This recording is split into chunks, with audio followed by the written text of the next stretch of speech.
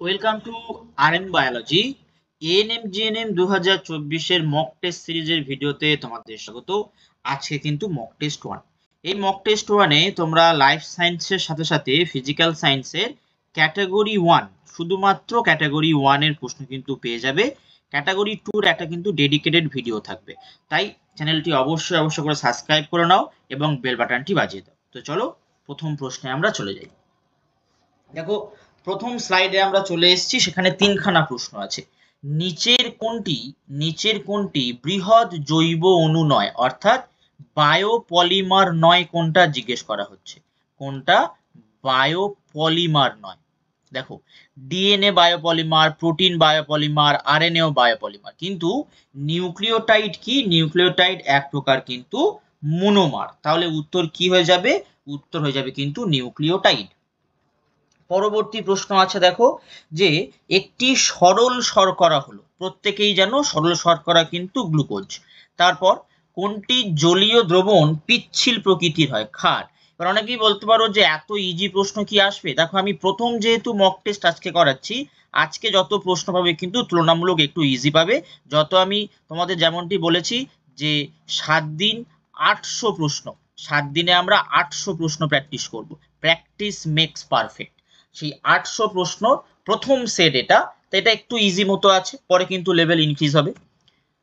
তারপর মানব দেহে কোথায় গ্লুকোজ গ্লাইকোজেন রূপে জমা হয়? দেখো, 4 নম্বর যে প্রশ্ন রয়েছে, গ্লুকোজ কোথায় গ্লাইকোজেন রূপে জমা হয়। তো তোমরা প্রত্যেকে জানো বেসিক্যালি যে গ্লাইকোজেন পেশিতে হয় এবং তার সাথে সাথে কিন্তু যকৃতেও হয়। তো এখানে অপশন যকৃৎ আছে, দেখো অপশন বি তে রয়েছে। ডিএনএ ও আরএনএ এই দুটোকে একত্রে আমরা কি হিসাবে জানি? এদেরকে একত্রে আমরা নিউক্লিক অ্যাসিড হিসাবে জানি। কি হিসাবে জানি? Nucleic acid. সেই নিউক্লিক অ্যাসিডের গঠনগত একক বা মনোমার কি? নিউক্লিক অ্যাসিডের গঠনগত একক বা মনোমার হচ্ছে নিউক্লিওটাইড। কি? নিউক্লিওটাইড।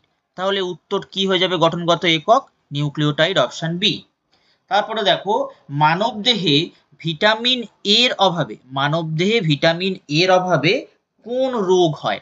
দেখো, মানবদেহে ভিটামিন এর অভাবে আমরা রাতকানা রোগ দেখতে পাবো, মাস্ট। তারপরে আমরা দেখতে পাবো জেরোপথ্যালমিয়া, দেখতে পাবো জেরোপথ্যালমিয়া। তারপরে আমরা দেখতে পাবো কি? ফ্রিনোডার্মা। কি দেখতে পাবো? ফ্রিনোডার্মা কিন্তু দেখতে পাবো।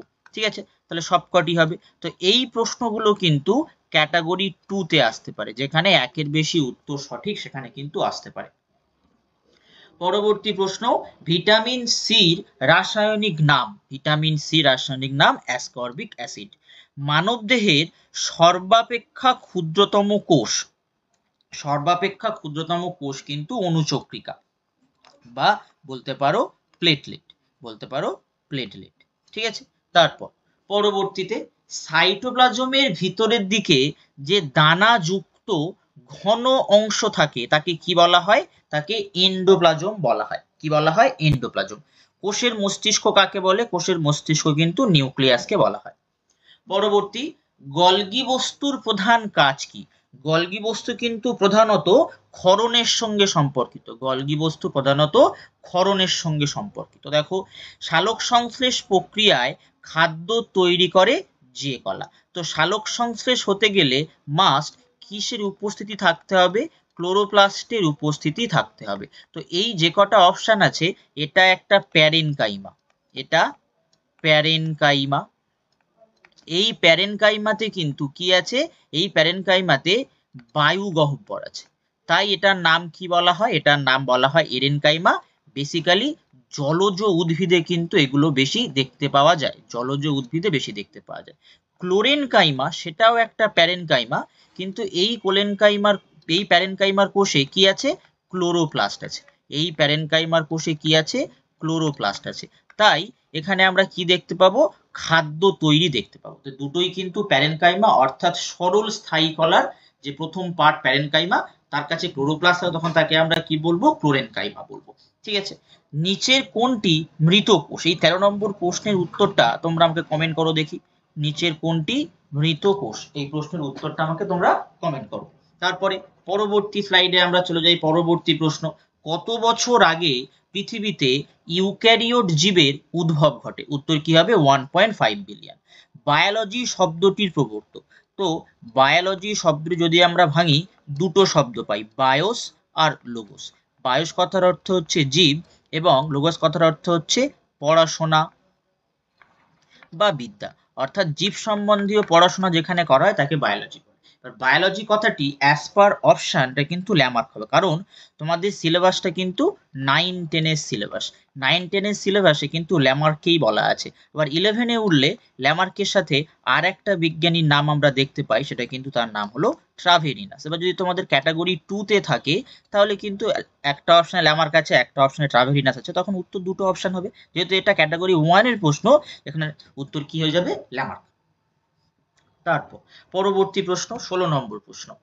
ডলি হলো, ডলি প্রথম কিন্তু ক্লোন, প্রথম ক্লোন হয়েছিল ডলি, সেটা কি ছিল? ভেড়া। তাহলে কি হবে উত্তর? ভেড়ার ক্লোন। তারপর সোনেরা 64, সোনেরা 64 কি? উচ্চ ফলনশীল ধান বীজ, ট্রান্সজেনিক উদ্ভিদ, উচ্চ ফলনশীল গম বীজ। উত্তর কি হয়ে যাবে? উত্তর হয়ে যাবে কিন্তু অপশন সি, অপশন সি। তারপর ট্যাক্সোনমিক হায়ারার্কিতে স্তরের যে র্যাঙ্কের সংখ্যা কত? যে ট্যাক্সোনমিক হায়ারার্কি হয়, আমরা কি কি জানি? কিংডম জানি, কিংডম। তারপরে আমরা কি জানি? ফাইলাম, ফাইলাম, ক্লাস, তারপরে হচ্ছে অর্ডার, তারপরে হচ্ছে ফ্যামিলি, তারপরে হচ্ছে ফ্যামিলি, তারপরে হচ্ছে জেনাস, তারপরে হচ্ছে কিন্তু স্পিসিস। তো এই কটা আছে, দেখো কটা, 1 2 3 4 5 6 7। তাহলে উত্তর কি হয়ে যাবে? 7টা। এবারে যত আমরা এই স্পিসিসের দিক থেকে, মানে এই যে স্পিসিস একদম নিচের দিক থেকে যদি উপরের দিকে উঠি, তাহলে কি হবে? কমন ক্যারেক্টারটা আস্তে আস্তে কমে যাবে, কিন্তু সদস্য সংখ্যা বৃদ্ধি পাবে। ঠিক বিপরীত অবস্থা কি হবে? কিংডম থেকে স্পিসিসের দিকে এলে কমন ক্যারেক্টারটা বেড়ে যাবে, কিন্তু প্রজাতির সংখ্যা, সদস্য সংখ্যাটা কি হবে? কমে যাবে। এবার দেখো, তো এটা আমি পাশে তোমাদের লিখে দিয়েছি। এবার কোন সজ্জাক্রমটি সঠিক ওই সেটা আমাকে কমেন্ট করো দেখি। 19-এর প্রশ্নটা আমাকে কমেন্ট করো, আমি তোমাদের কিন্তু একটা লিখে দিয়েছি। এবার বলি যে এই পিডিএফটা কি করে কালেক্ট করবে। এই পিডিএফটা আমি কিন্তু পিন কমেন্টে দিয়ে রাখবো, এই পিডিএফটা আমি পিন কমেন্টে দিয়ে রাখবো, সেখান থেকে কালেক্ট করে নিতে পারো। 150 ভিউ হলেই কিন্তু তোমরা পিডিএফটা পেয়ে যাবে। তাই অবশ্যই অবশ্যই করে প্রচুর পরিমাণে শেয়ার করো। প্রথম সংবহন কলার আবির্ভাব।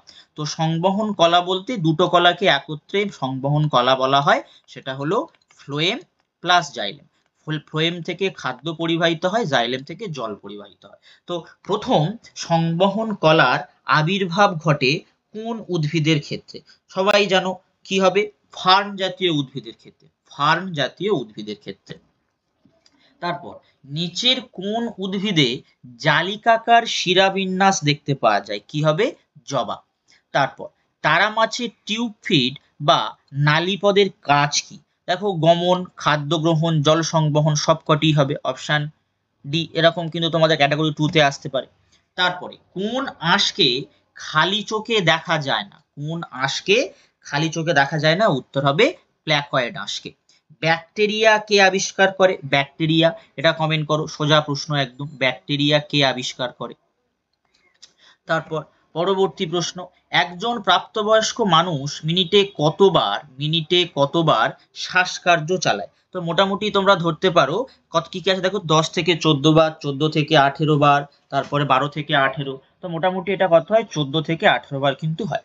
মানুষের দুধে দাঁতের সংখ্যা, মানে যেটা হচ্ছে অস্থায়ী দাঁত, যেটা অস্থায়ী দাঁত বা যেটা শিশুদের ক্ষেত্রে থাকে, শিশুদের ক্ষেত্রে থাকে। তো আমরা কি জানি? সংকেতটা 2/2, 1/1, 0/0, 2/2। তাহলে এটাও 2, এটাও 2, তাহলে 10/10, তাহলে কত হবে? 20। দেখো অপশন কোথায় আছে? সি তে। তাহলে মানুষের দুধে দাঁতের সংখ্যা কত? 20টি, অর্থাৎ অপশন সি। পরের প্রশ্ন, পাচিত খাদ্য কোথায় শোষিত হয়? শোষণের সব থেকে গুরুত্বপূর্ণ স্থান কিন্তু ক্ষুদ্রান্ত, শোষণের সব থেকে গুরুত্বপূর্ণ স্থান ক্ষুদ্রান্ত। তাহলে অপশন কি হয়ে যাবে? Option B. তারপর পাকস্থলীর কোন কোষ থেকে এই সেল খরিত হয়? পাকস্থলীর অক্সিনটিক কোষ থেকে কিন্তু এই সেল খরিত হয়, অক্সিনটিক কোষ থেকে, অপশন ডি।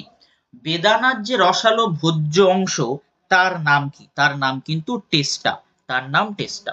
তো আমাদের লাইফ সায়েন্স পার্টের লাস্ট প্রশ্ন, নিচের কোনটি ভিটামিন সির ভালো উৎস? নিচের কোনটি ভিটামিন সির ভালো উৎস? 9 বলা হয়েছে, কি হবে? Option A.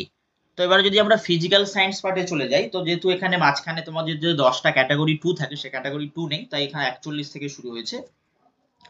বায়ুমণ্ডলে কোন গ্যাস, বায়ুমণ্ডলে কোন গ্যাস অতিবেগুনি রশ্মিকে শুষে নেয়? ওজোন। তো আমি বলে রাখি, এই যে মক টেস্টটা আছে, এই মক টেস্ট 1-এ ফিজিক্যাল সায়েন্স পার্ট থেকে আমি কিন্তু বেসিক্যালি সবই থিওরি বেসড কোশ্চেন দিয়েছি, থিওরি বেসড, ঠিক আছে। টক দইতে কি অ্যাসিড থাকে? টক দইতে ল্যাকটিক অ্যাসিড থাকে। তারপর সাধারণভাবে বাতাসে শব্দের বেগ কত? সাধারণভাবে বাতাসে শব্দের বেগ কিন্তু 332 মিটার পার সেকেন্ড। শব্দের বেগ সবচেয়ে বেশি কোথায়? শব্দের বেগ সবচেয়ে বেশি কোথায় সেটা তোমরা আমাকে কমেন্ট করো দেখি, উত্তর কি হবে। থিওরি বেসড প্রশ্ন, কিন্তু থিওরি বেসড প্রশ্ন। তারপর কোন রশ্মিটি সবচেয়ে বিপজ্জনক? কোন রশ্মি সব থেকে বিপজ্জনক? গামা রশ্মি সব থেকে বিপজ্জনক। আলোকবর্ষ কিসের একক? আলোকবর্ষ কিন্তু দূরত্বের একক। তারপর কোন যৌগে CH এবং O 1:2:1 অনুপাতে থাকতে আমরা দেখতে পাই? কার্বোহাইড্রেট। তারপরে হচ্ছে প্রকৃতিতে প্রাপ্ত অ্যামিনো অ্যাসিডের সংখ্যা কতগুলো? 20টা। তারপর বিউটি পার্লারে চুল বিন্যস্ত করার জন্য কি ব্যবহার করা হয়? বিউটি পার্লারে চুল বিন্যস্ত করার জন্য দেখো সালফার ব্যবহার করা হয়। মাপক যন্ত্র নয় কোনটি? পিকোমিটার কিন্তু মাপক যন্ত্র নয়। তারপর অ্যামাইনো অ্যাসিড গঠনের জন্য প্রয়োজনীয়, অ্যামাইনো অ্যাসিড গঠনের জন্য কি প্রয়োজনীয়? Sodium, nitrogen, oxygen, hydrogen. কি প্রয়োজন? সোডিয়াম। তো অ্যামাইনো অ্যাসিড গঠনের জন্য দেখো কি হয়ে যাবে? Nitrogen, option B. তারপর যখন বরফ গলে জলে পরিণত হয় তখন কি হয়? আয়তন বৃদ্ধি পায়, আয়তন হ্রাস পায়, ভর বৃদ্ধি পায়, ভর হ্রাস পায়। কি হবে? আয়তনটা হ্রাস পায়। পরিচলন পদ্ধতিতে তাপ পরিবাহিত হয় কোন কোন জায়গাতে? কোন কোন? গ্যাস এবং তরল মাধ্যমে। তারপর 54-55 দেখো, গ্রিনহাউস গ্যাসের সৃষ্টিতে সর্বাধিক দায়ী বা সব থেকে সক্রিয় হলো কার্বন ডাই অক্সাইড। তারপর কোন তাপমাত্রায় সেলসিয়াস ও ফারেনহাইট স্কেলের রিডিং বা পাঠ একই হয়? এটা কমেন্ট করো দেখি আমাকে, এটা তোমরা প্রত্যেকেই মোটামুটি জানো আশা করছি। তো আজকের আমাদের ক্যাটাগরি 1-এর আমরা কিন্তু কমপ্লিট করলাম। ক্যাটাগরি 1 কি কি কমপ্লিট করলাম? লাইফ সায়েন্সও কমপ্লিট করলাম, ফিজিক্যাল সায়েন্সও কমপ্লিট করলাম। পরবর্তী ভিডিও কিন্তু আজকেই পেয়ে যাবে, পরবর্তী ভিডিও আজকেই পেয়ে যাবে। এই সেটটার কিন্তু তোমরা ক্যাটাগরি 2 পাবে, সাথে কিন্তু ইংলিশ কোশ্চেনও পেয়ে যাবে, সাথে ইংলিশ কোশ্চেনও পেয়ে যাবে। তাই চ্যানেলটি অবশ্যই করে সাবস্ক্রাইব করে নাও যারা নতুন। এবং তোমরা এই পিডিএফটা কি করে পাবে? যদি এই ভিডিওটার ভিউ 150 হয়, সঙ্গে সঙ্গে আমি পিন কমেন্টে তোমাদের এই পিডিএফ এর গুগল ড্রাইভ লিঙ্ক দিয়ে দেবো, সেখান থেকে তোমরা ডাউনলোড করে নিতে পারবে। তাই প্রচুর পরিমাণে ভিডিওটি শেয়ার করে দাও বন্ধু বান্ধবের সাথে, যাতে তোমাদের পিডিএফটি পেতে সুবিধা হয়। তো আজকের ভিডিওটি এই পর্যন্ত। ভিডিওটি অবশ্যই যাদের ভালো লেগেছে লাইক করে দিও।